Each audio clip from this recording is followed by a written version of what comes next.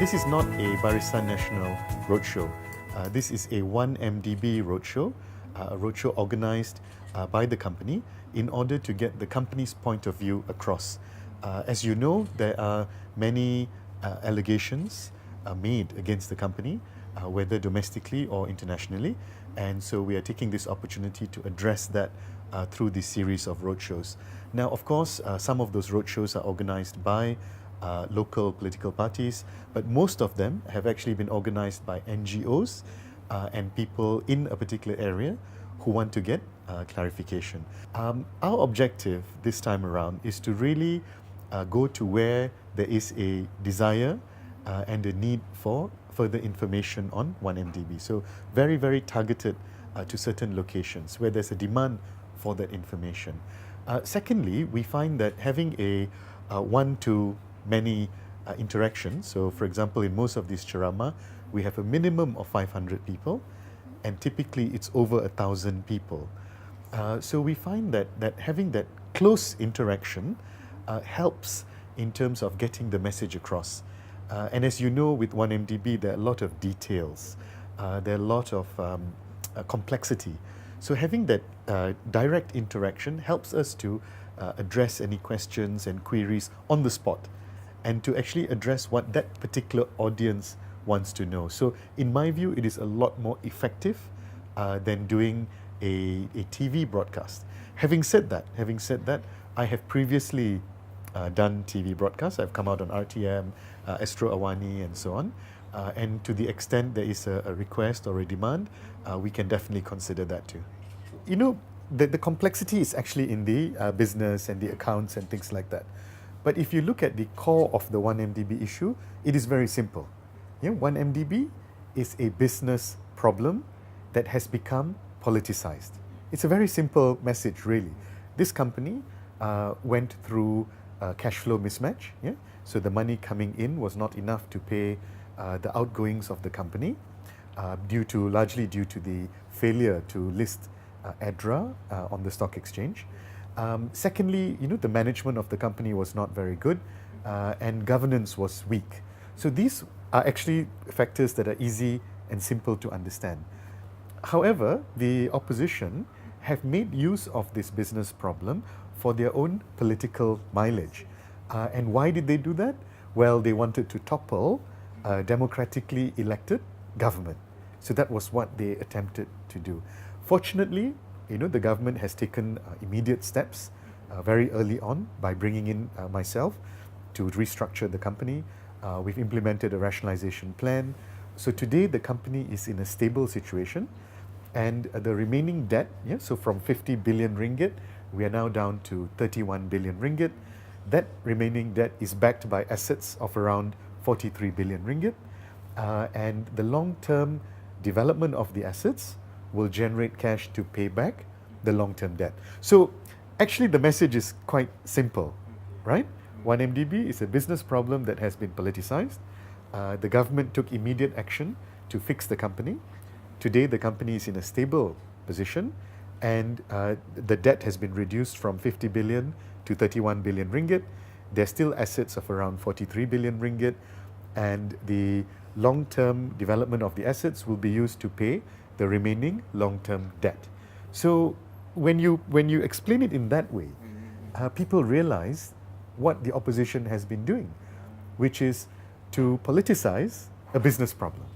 First of all, I have to say the response has been overwhelming. I think people really appreciate my having these open sessions. Anyone can attend and any question can be asked. So the feedback has been very, very positive to these roadshows. And in fact, I'm getting requests every day now for more and more of these roadshows. Up to today, I have done about 18 of these roadshows.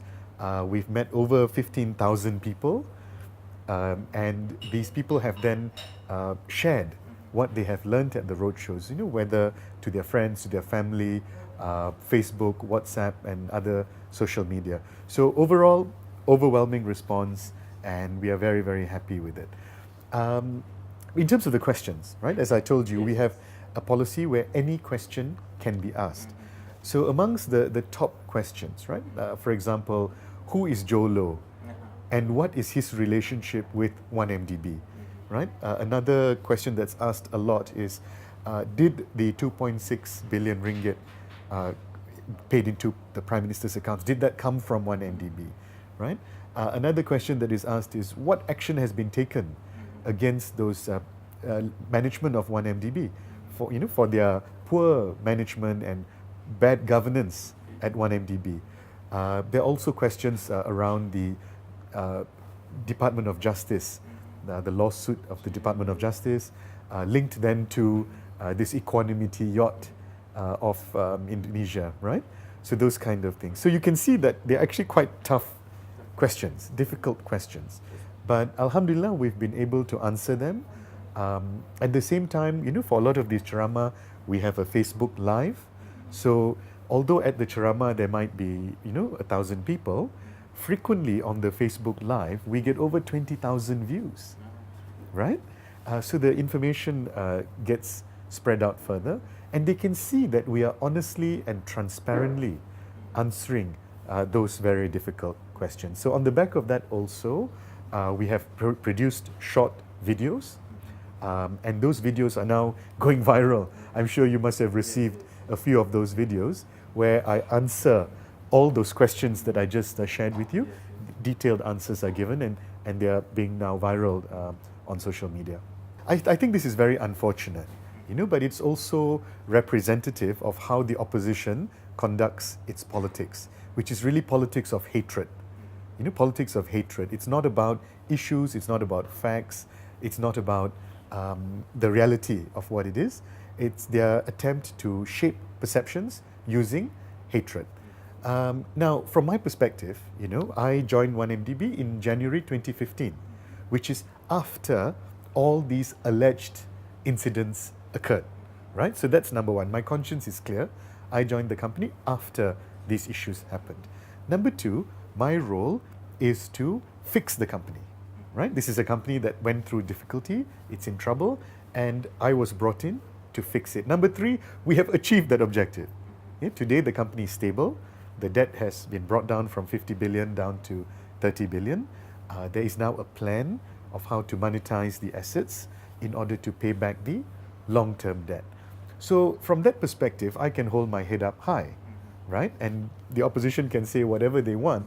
It doesn't bother me because the facts are there and the results are there. You only need to drive down Jalan Tun Razak and look at TRX, where the Exchange 106 Tower is coming up, where HSBC has confirmed their head office is coming up. Prudential Insurance, one of the largest insurance companies in the world, they are also there. So the evidence is clear for the Rakyat to see. And this is what the opposition does not want you to know.